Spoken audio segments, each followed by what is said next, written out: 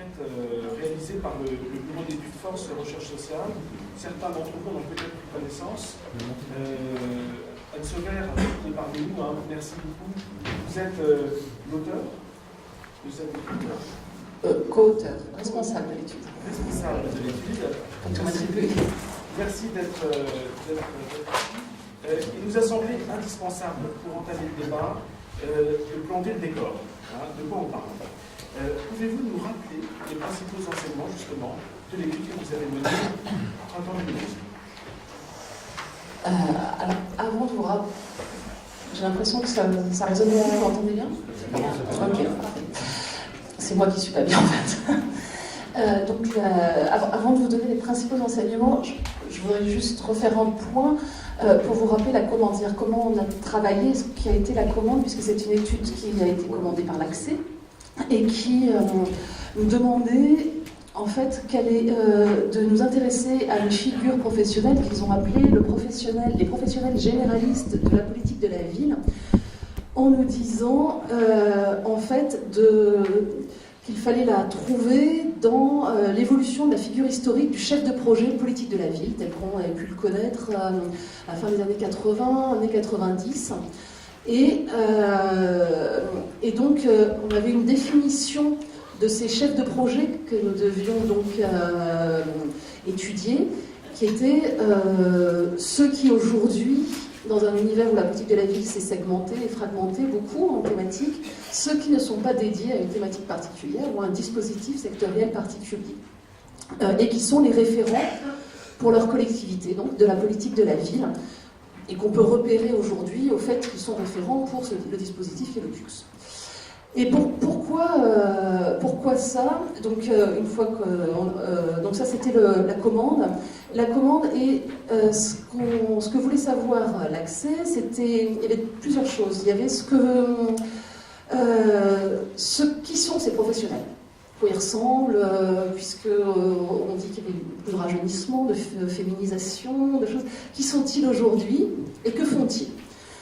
Donc ils nous ont, je vais vous dire juste un petit mot de la méthode parce que la façon dont nous avons procédé nous amène à nous poser des questions immédiatement sur les métiers et sur cette figure.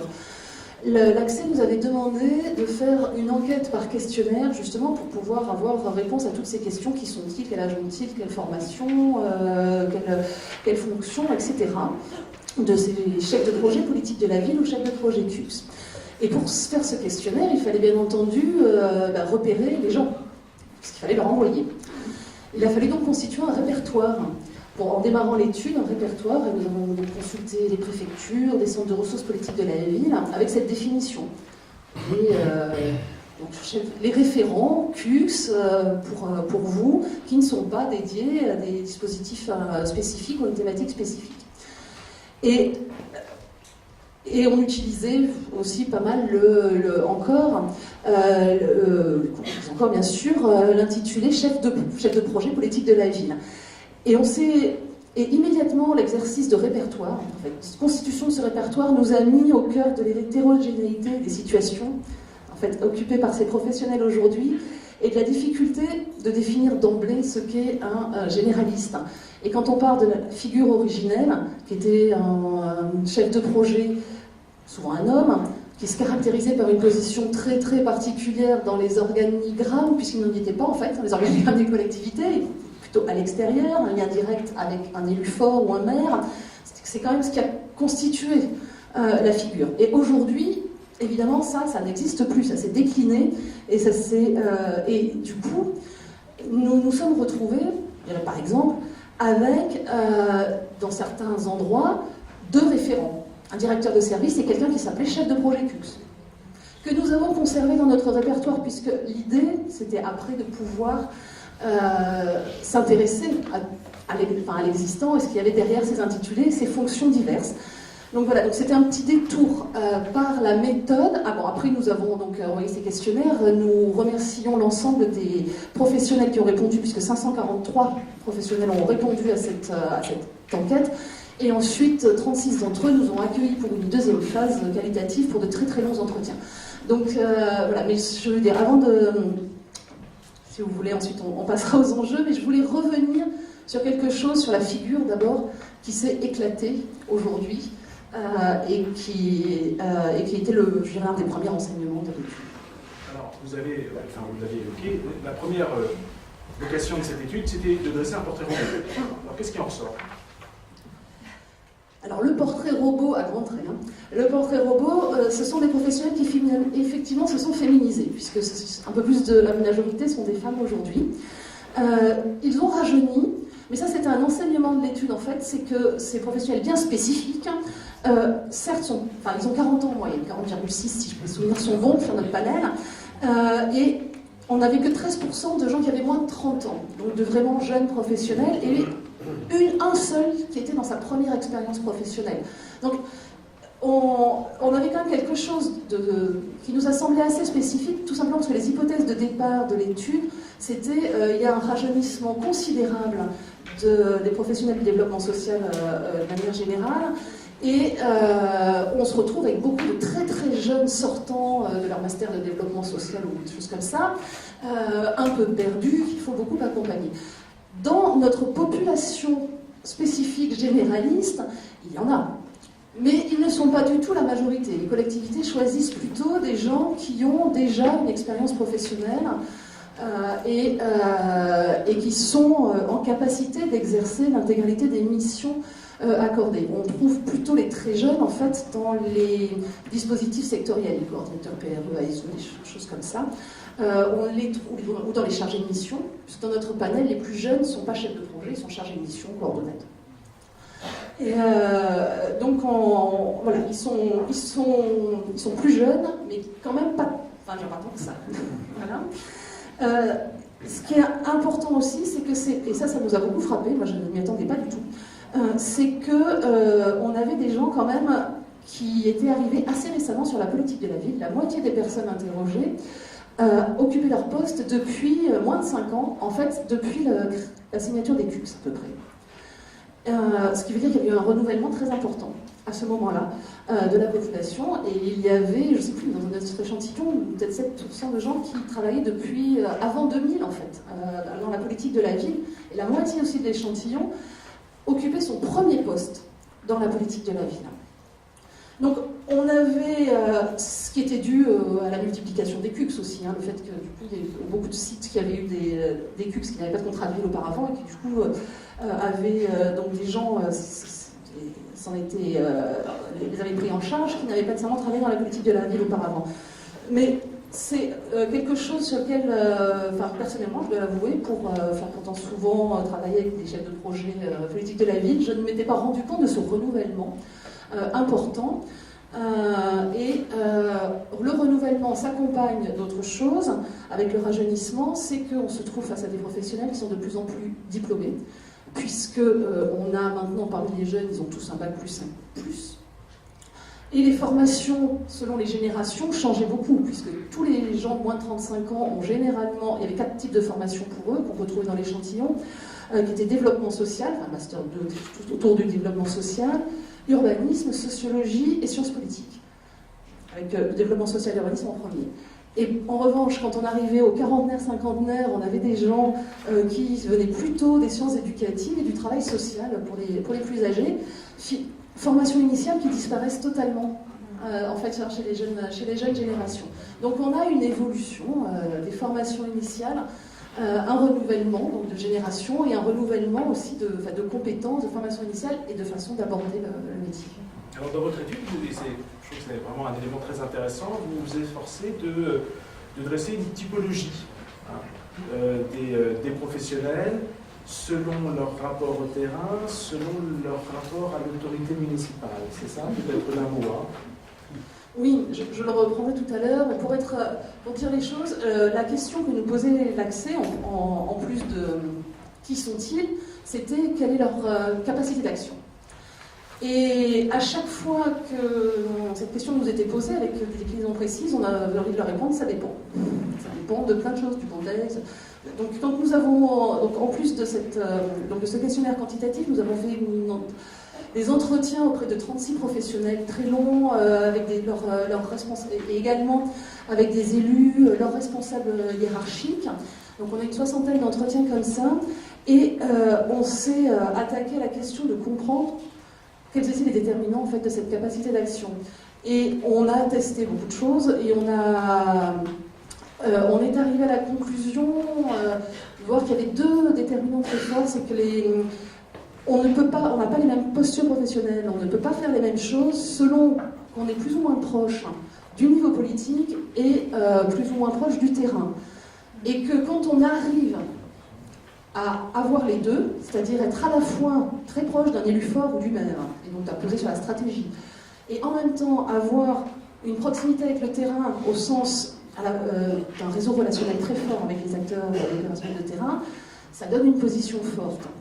Quand on n'a ni l'un ni l'autre, c'est-à-dire quand on est assez éloigné finalement du politique par sa position dans l'organigramme, et quand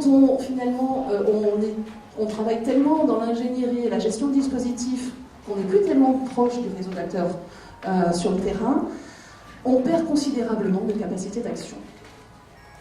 Alors, peut-être peut-on passer rapidement cette typologie. C'est, Vous voulez la typologie? c'est les superviseurs à distance, hein, voilà, les chefs d'orchestre, oui. Les ingénieurs, les animateurs de territoire. Oui, on leur a donné des noms.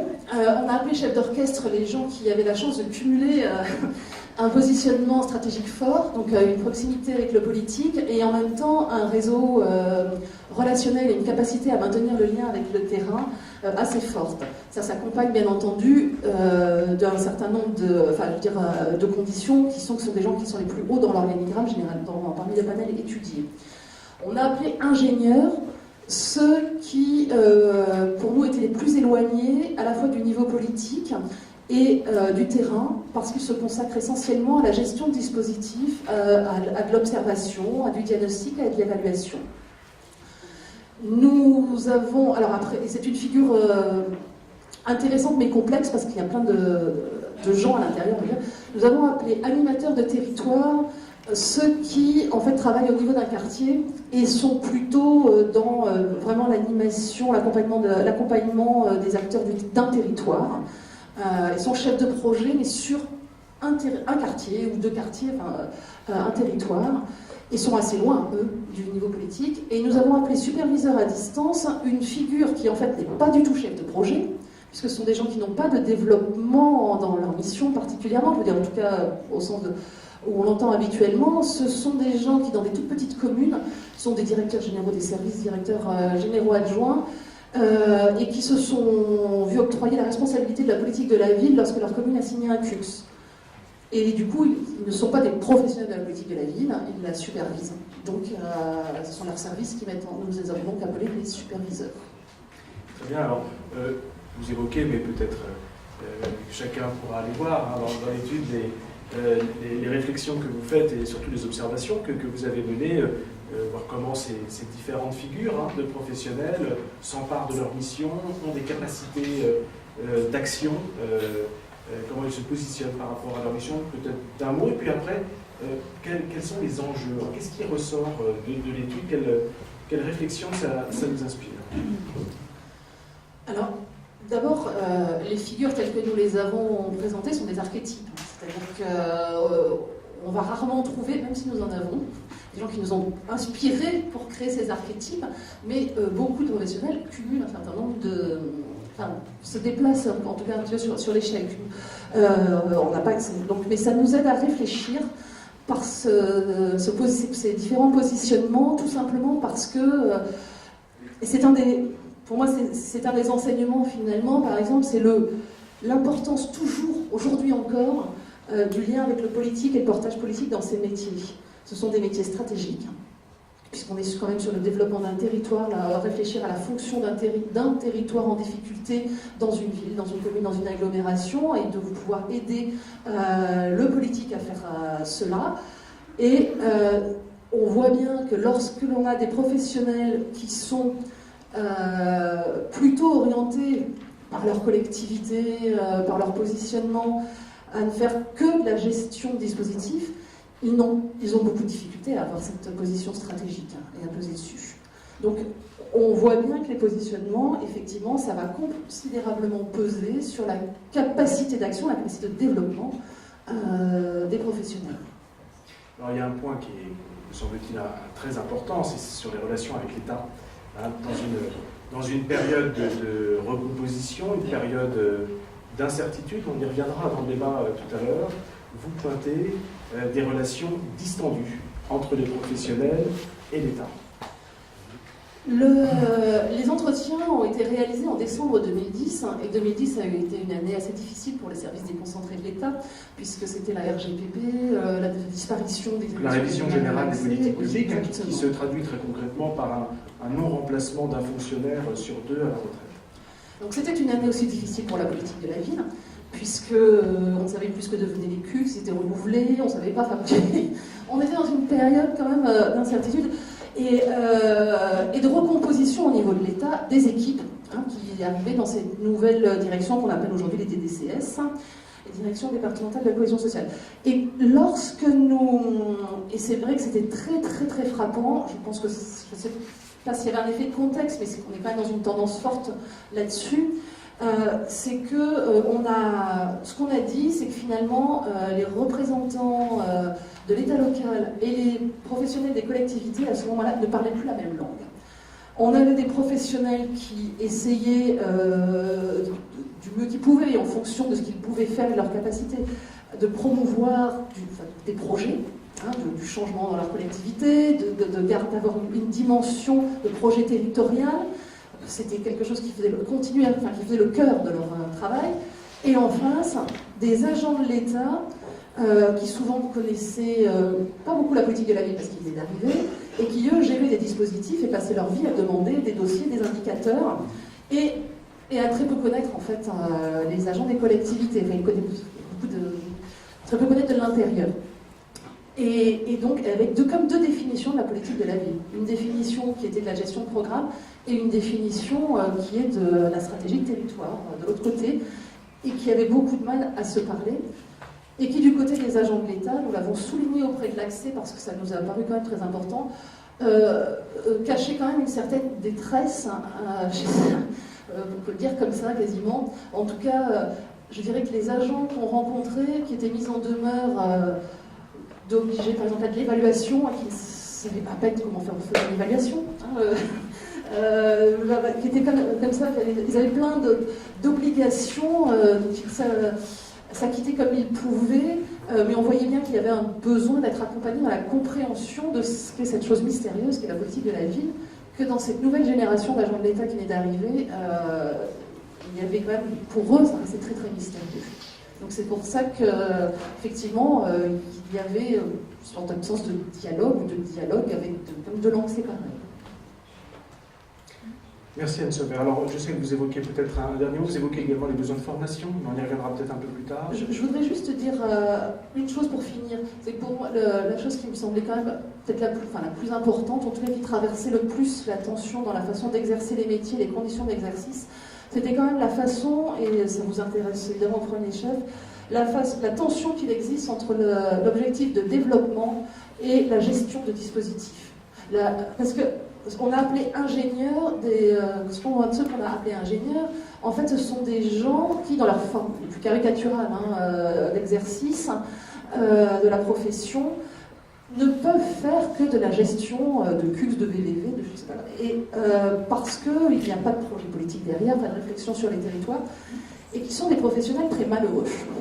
Non mais c'est important de le dire.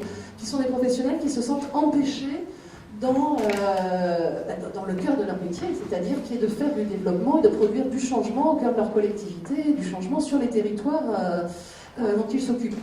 Donc cette tension, elle existe en permanence, mais il y a une tentation très forte de techniciser et de passer par la gestion de dispositifs au lieu de faire des politiques, qui est quand même repérable et un enjeu à dépasser. Merci Anne Sauvert pour votre présentation. Vous versez des éléments importants d'observation au débat, donc on y reviendra au cours de notre table ronde. On y reviendra surtout dans l'atelier qui suivra, je crois, puisque vous serez présente, peut-être pour approfondir avec Emmanuel Piolier les questions que vous venez d'évoquer. Merci en tout cas pour votre présentation. Je me tourne vers vous, Gilles Janot. Vous êtes professeur à l'École nationale des ponts et chaussées. Merci beaucoup d'être avec nous. Vous travaillez de longue date sur cette question des métiers de l'ingénierie territoriale, que vous qualifiez un temps, je me souviens, de métiers flous. L'enquête du cabinet Force, que nous venons d'entendre, met l'accent sur un champ professionnel en pleine mutation. Quelle lecture faites-vous de cette enquête et de ces enseignements? Qu'est-ce que ça vous inspire? Alors, première chose, on est dans une logique d'évolution continue de long terme. Hein. Je ne verrai pas soudain une inflexion, etc. J'ai traité des données ANRU. L'ANRU avait fait une enquête en 2008 auprès. Alors la définition était simple, c'était leurs directs interlocuteurs. Donc ça tirait sur le côté quand même opération ANRU, donc ce n'était pas exactement la même population, mais on voyait déjà un peu les mêmes tendances. On voyait émerger, par exemple, oui, ce dont vous parlez, par exemple, c'est des GS qui sont politiques de la ville, parce que voilà, il y a un dossier à traiter, mais bon, qui ne sont pas des professionnels de la politique de la ville. Et puis on voyait émerger, je crois que ce qui est central dans votre propos, ce qui ressort de l'enquête quantitative, c'est au fond une certaine normalisation quand même, une relative normalisation de ces métiers, avec des bonnes nouvelles. Il y a quand même de plus en plus de fonctionnaires, donc voilà, des gens qui courent pas après le contrat et qui sont stabilisés, ce qui est quand même pas négligeable. Au passage, alors c'est peut-être un dada personnel, mais ça fait quelques années que je viens causer devant vos instances et que je me bats contre un modèle qui était le modèle de la profession. Nous sommes des professionnels indépendants qui auraient une éthique, une autonomie, etc. Bon, on voit que cette histoire-là est définitivement enterrée. Bon, moi, ça me rassure parce que je n'avais jamais cru. Mais voilà, donc ça c'est intéressant. Ce qui est aussi intéressant, alors vous ne faites pas comme moi. Moi, chaque matin, je relis le rapport Brévand en me disant... Voilà, il ne faut pas l'oublier, il y a quand même la moitié du rapport Brévand qui nous dit nous avons raté le lien avec les travailleurs sociaux, mais c'est la prochaine étape à venir. Et on dit en gros les seuls travailleurs sociaux, c'est ceux qui sont à 2 doigts de partir à la retraite, et on ne voit pas la nouvelle garde que nous proposait le rapport Brévand. Bon. Ça c'est le pur règlement de compte personnel. La deuxième bonne nouvelle, et là c'est le sociologue et pas le macho qui parle, c'est qu'on a voilà, la montée de jeunes filles professionnelles à fort niveau de qualification dans des positions subalternes. Alors, le sociologue vous dira, ça c'est très bon signe, c'est signe que bon, on a un système qui est normalisé, c'est comme partout ailleurs. Donc, autre bonne nouvelle sur le signe de la normalisation des métiers. Je pensais que c'était un signe de dévalorisation. Mais non, ça c'est plutôt bon signe. Là, ce qui pose plus problème, et vous avez fini là-dessus, et moi je pense aussi c'est intéressant, c'est ce qui ressort de l'enquête qualitative. Alors, moi, j'aurais une lecture, parce que finalement, quand on lit le détail de votre argument, vous dites ces typologies, au fond, à chaque fois vous dites, mais elles ne sont pas indépendantes du contexte. Donc on pourrait en fait faire une typologie des contextes autant que des métiers. Et moi, je vois quelque chose qui est assez simple, c'est-à-dire des villes dans lesquelles la politique de la ville est devenue la politique de la ville, au sens politique de la municipalité, et on voit que ça mêle deux choses, c'est-à-dire soit un projet politique qui l'assume complètement, soit des villes qui, de toute façon, elles sont tellement les pieds dans la glaise et dans ces problèmes-là que c'est forcément tous leurs problèmes. Donc, mais dans les deux cas, qui peuvent être plus ou moins donnés, on voit bien que quelque part, on a un accomplissement du discours officiel de la politique de la ville, c'est-à-dire que la politique de la ville est la politique transversale qui, quelque part, redistribue ou est en dialogue structurel avec toutes les autres, et donc on peut dire, dans ces cas-là, ça marche.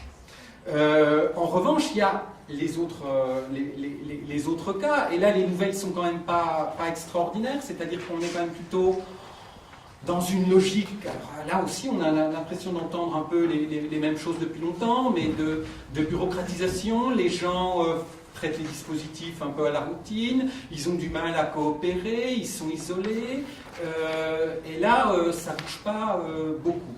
Et en lisant votre travail, je me demandais quelque part si parce que voilà, ça fait 30 ans quoi, si quelque part on pourrait prendre acte au fond, que le discours officiel a marché, et dire voilà, on est dans une situation décentralisée et ce discours a du sens si c'est bien traduit, mais que pour les villes qui ne, pour des raisons politiques ou parce qu'elles sont partiellement concernées, parce que voilà, ils ont un petit quartier, mais ça, on ne peut pas, le discours que ça réorganiserait l'ensemble de l'action, est-ce qu'il ne faudrait pas passer à un autre discours, quoi? C'est-à-dire que cette volonté de dire nous sommes là pour interpeller l'ensemble, nous avons prétention à traiter de tout, etc., est-ce qu'on peut indéfiniment continuer à tenir cette posture dans des villes où ça ne marche pas? Et puis deux petites choses, peut-être des remarques par rapport aux enquêtes que j'avais faites. Ce qui ressortait dans l'enquête en rue, c'était alors un groupe que vous n'avez pas, et quelque part vous dites que ça n'existe pas, c'était des entités autonomes, style GIP, etc. Et vous dites que ça n'existe plus. Ce qui ressortait dans l'enquête en rue, c'est que c'était un nombre limité, mais qui était très important, parce que c'était des énormes budgets, des budgets supérieurs à 200 millions d'euros. C'était des profils professionnels qui n'étaient pas les mêmes, avec des ingénieurs d'État, architectes, etc. Donc il y avait quelque chose qui, peut-être au niveau quantitatif, si on compte l'ensemble, c'est des non limités, mais ça peut être aussi en capacité d'action des choses importantes. Donc ce serait intéressant de savoir si oui ou non ça continue. Et puis aussi la question des EPCI, quoi. L'impression que on a transféré de manière obligatoire les compétences aux EPCI et voilà. Comment ça fonctionne? Est-ce que c'est réellement un bon lieu? Est-ce que c'est pas à chaque fois un peu plus compliqué, que ça marche pas, cette idée, là aussi un peu simple, que l'intercommunalité serait par définition le bon niveau pour traiter ça? En pratique, les petits échos qu'on avait, c'était que voilà, il y avait toujours de bonnes raisons pour que ça marche moyen. Est-ce que c'est toujours le cas? Merci à vous, Monsieur Jeannot. Je reviens vers vous dans un instant. On continue peut-être le tour de table. Avec vous, Monsieur Philippe Carbas, on souhaiterait entendre votre réaction sur cette étude. J'en profite parce que j'ai oublié tout à l'heure que les représentants ici présents de l'Agence pour la cohésion sociale, l'ACSE, ont versé dans le petit dossier qui vous a été remis au début de cette matinée une contribution à cette journée nationale qui s'appuie notamment sur l'enquête dont vous pouvez en prendre connaissance. Philippe Carbas, vous avez deux casquettes. Vous êtes chef de projet adjoint à Perpignan, c'est un professionnel de terrain, et en même temps, vous êtes doctorant. Je crois savoir que vous préparez une thèse de doctorat, et précisément sur cette question des métiers. Quel regard portez-vous sur cette transformation des métiers du développement local, dont la mission initiale, on l'a entendu tout à l'heure, était davantage l'animation de projets et qui, au fil des années, tente à remplir des tâches plus techniques, plus de gestion? Difficile d'y répondre en quelques secondes. Juste en préambule, je voulais saluer les figures historiques qui sont encore dans la salle. Ils existent encore. Les deux. On en croise régulièrement. Dire que sur cette évolution, moi je participe et ça me nourrit beaucoup à l'espace partagé avec l'UNADEL qui est la plateforme des métiers. On y reviendra tout à l'heure, mais on essaie entre professionnels et avec des universitaires et autres, justement d'analyser nous-mêmes comment cette évolution du contexte influe sur nos pratiques et cette institutionnalisation qui génère un peu ce qu'on a dit tout à l'heure, cet éclatement, cette spécialisation en programme, cette difficulté, cet alourdissement administratif, de la gestion administrative. Moi, mes questionnements, le regard que j'en ai, c'est alors un peu, pas forcément en opposition, mais je nuancerai ce que vous disiez tout à l'heure sur l'idée de vouloir continuer à faire perdurer cette figure du professionnel indépendant. Moi, je pense que les réflexions que l'on mène, c'est de se dire, voilà, quelle culture professionnelle on va essayer d'entretenir et comment on s'adapte au contexte. Alors, qu'on ait été forgé dans le contexte d'expérimentation des années 80, ou qu'on soit dans un contexte aujourd'hui plus institutionnel, plus normé, etc. À quelle culture professionnelle on se raccroche? Quel sens on donne au travail? Qu'est-ce qu'on met derrière le développement territorial? Et comment, quelle que soit la position que l'on a, en fait, qu'on soit plus proche du terrain, qu'on soit plus proche de l'élu, qu'on ait quand même une masse administrative à gérer, comment malgré tout on essaie de faire vivre les valeurs, les méthodologies du développement territorial. Voilà, donc c'est un peu, moi, ce regard-là, hein, malgré l'évolution du contexte, essayons d'être acteurs de ce changement, de ne pas forcément le subir, et essayons de faire vivre une déontologie, une culture professionnelle, dans un contexte qui a bien sûr bien évolué. Il y a un contexte, hein. Il y a un contexte qui est celui qu'on évoquait tout à l'heure, qui est celui notamment de cette révision générale des politiques publiques, de la RGPP, qui, depuis 2007, met les effectifs de l'État à la diète, pour aller vite. Est-ce que cette politique, ce contexte-là, permet encore aujourd'hui de faire du développement territorial? Bon, là aussi, c'est pas facile d'y répondre en Prenez le temps. Non, mais juste le premier élément, c'est que la RGPP, il faut, bon, forcément, pour introduire, on prend cette image de non-reconduction d'un poste sur deux, mais ce n'est pas que ça, c'est toute une philosophie de mise en œuvre de l'action publique, avec notamment, alors ce que certains chercheurs ont appelé Epstein, c'est des personnes qu'on côtoie assez régulièrement, qui parlent de pilotage à distance, qui parle aussi de mode de fonctionnement où on met plus les territoires en concurrence, hein, on est sur les appels à projets, on est dans un État qui n'aide plus l'État animateur, hein, dont certains parlaient n'existent plus, hein, vous l'avez bien décrit. Donc voilà, la RGPP c'est tout ça, c'est une philosophie d'action publique. Donc ça c'est le premier élément. Le deuxième élément c'est que cette philosophie-là, elle n'est pas exclusive à l'État, mais elle est aussi en partie mise en œuvre dans les collectivités territoriales. Donc là, on est dans une double contrainte, plus ou moins. Et donc, bon, voilà. Donc effectivement, cette philosophie-là d'action, où on est de moins en moins dans des politiques contractuelles, en fait, hein, ça va vraiment à l'encontre des politiques contractuelles. Donc forcément, ça rend plus difficile la mise en œuvre de logique de développement territorial. Voilà. Partagez cet avis, Gilles Janot?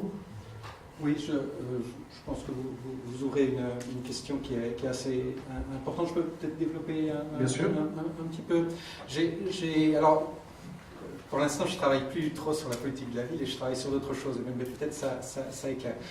Pour essayer de le dire de manière un peu abstraite mais simple, tout le débat qu'on a eu sur ces 20 dernières années, il opposait, alors il y avait un très beau rapport qui avait expliqué les tranches de cake et le millefeuille. Donc la logique bureaucratique de découpage des fonctions et d'attribution des moyens à la logique partenariale, transversale, projet. En gros, toute votre histoire, on peut dire, est l'histoire du combat de ces deux choses-là. On est en train de vivre un autre combat qui pour l'instant se joue ailleurs, c'est le combat entre la logique bureaucratique et la logique New Public Management. La logique, alors vous avez employé ce qui pour moi est peut-être la figure émergente de ça, qui est celle de l'indicateur. Alors, il y en a plusieurs entrées. Il y a l'entrée que vous avez rappelée, celle qu'a très bien attrapé Renaud Epstein, qui est la logique mise en concurrence des territoires, qu'on a vu éclore en rue, mais Epstein actuellement travaille sur les plans universités, etc. On voit bien que cette logique-là, de relation de l'État avec les collectivités territoriales, elle est très forte.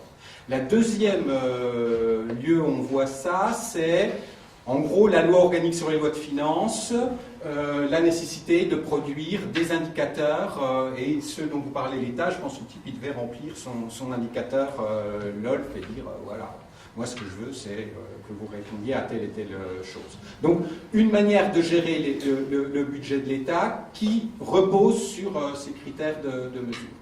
La troisième chose, c'est ce que je regarde actuellement dans une enquête qui est une enquête qui est menée par l'INSEE, qui permet de regarder l'évolution de la gestion au sein de l'État. Donc on regarde les outils de gestion et leur impact. Et qu'est-ce qu'on voit? On voit émerger un modèle de gestion qui est un modèle de mise au travail très opérationnel et très direct des fonctionnaires, avec des engagements très précis sur des objectifs précis, éventuellement et partiellement validés par un retour sur salaire. Et on voit que le ministère des Finances aujourd'hui se distingue très nettement des autres ministères et sur des questions, parce que l'enquête est comparative public-privé, et plus engagés sur ces formes de mise au travail et de contrôle que le sont des secteurs privés équivalents, services ou banques. Donc tout ça va un petit peu dans le même sens, et donc on a une nouvelle logique.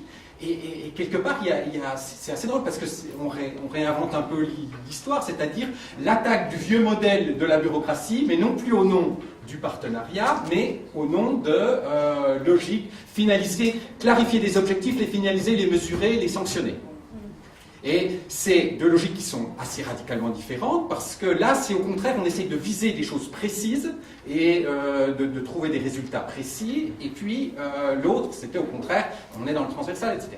Alors là, c'est l'état dans lequel on est en France. Ce qui est intéressant, c'est de voir ce qui se passe dans les pays qui, en gros, ont 15 à 20 ans d'avance sur ces logiques New Public Management. Et qu'est-ce qu'on voit dans ces pays-là? C'est qu'il y a, en fait, à ce débat bureaucratie versus New Public Management, il y a un autre débat qui naît, qui est New Public Management versus partenariat. Et c'est assez intéressant de voir comment les travaillistes en Grande-Bretagne, une des grandes réponses, alors pour nous tout ça est lointain, c'est des grands bretons libéraux et tout, mais si on essaye de faire un peu de nuance, on peut dire grosso modo, les travaillistes ont répondu à Thatcher en disant oui, ils ne remettent pas en cause le modèle de ces indicateurs, etc. Mais il y a aussi ce qu'ils appellent des weak tissues, des problèmes compliqués, des join-up government, des gouvernements partenariaux, joints. Et ils disent, voilà, quelque part, il y a aussi des problèmes transversaux partenariaux que la logique d'indicateur ne peut pas saisir.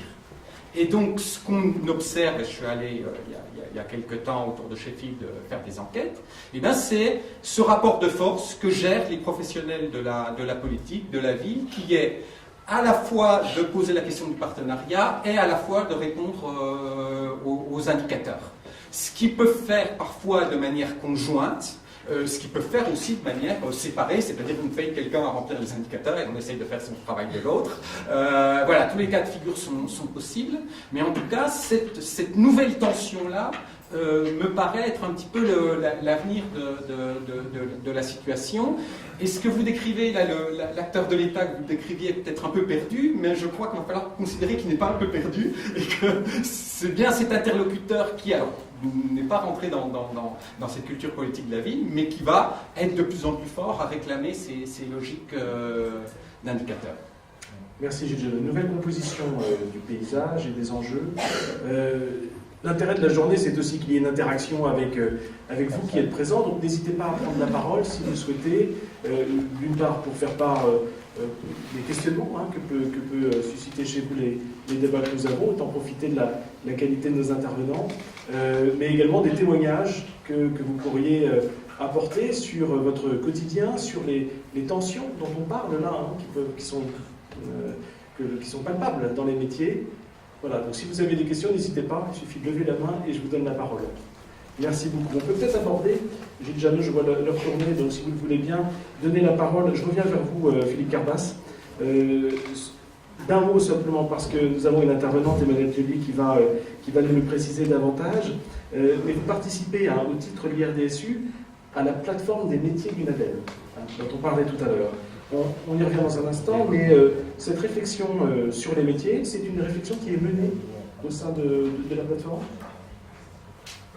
Oui, c'est même son objet central, quasi essentiel. Bon, voilà, il y a eu plusieurs étapes de travail. Je veux pas, enfin, certains connaissent bien l'histoire, elle pourrait être abordée par Emmanuel, avec un temps plutôt qui était sur la reconnaissance du métier, le travail sur un référentiel qui a été diffusé, avec tout l'intérêt, je pense, d'affirmer ce que tu disais tout à l'heure, une culture professionnelle du développement territorial qui englobe la question du développement local et du développement social urbain. Voilà ce premier aspect. Et là, on est plutôt dans des questionnements autour de justement le contexte dont vous parlez, impacte fortement nos pratiques, pour le dire d'une manière euphémisée, mais nous met en tension, nous bouscule, voire génère des situations de souffrance. Et donc du coup, comment on prend du recul par rapport à cette situation-là, et notamment comment on essaie de voir du côté de la formation initiale des nombreux masters qui fleurissent, j'allais dire, sur comment est pris en compte cette évolution-là. Comment on prépare des professionnels, comment la formation s'adapte et prépare des professionnels à gérer ces tensions entre le technique et être acteur de changement. Donc c'est toutes nos réflexions actuelles. Je vous propose peut-être de donner la parole à Emmanuel Diollier, que je remercie pour sa présence, enfin, qui est un membre connu de l'IRDSU, qui était là naturellement au cours de la journée d'hier. Vous êtes également une professionnelle de terrain, Emmanuel Diollier. Vous êtes chef de projet à Paris, dans le quartier Belleville-Amandier, c'est bien ça. Et vous êtes également pilote du chantier métier à l'IRDSU, donc au cœur vraiment de nos débats. Nous souhaitions évoquer avec vous la plateforme, cette plateforme des métiers de l'UNADEL, à laquelle participe l'Interréseau. Pouvez-vous nous rappeler en quelques mots, un éclairage général, l'organisation et le fonctionnement de cette plateforme métier? Cette plateforme métier, donc, elle est née à l'initiative de l'UNADEL, qui dans les années 2000 avait conclu qu'il y avait probablement une nécessité à réfléchir collectivement autour des métiers du développement territorial.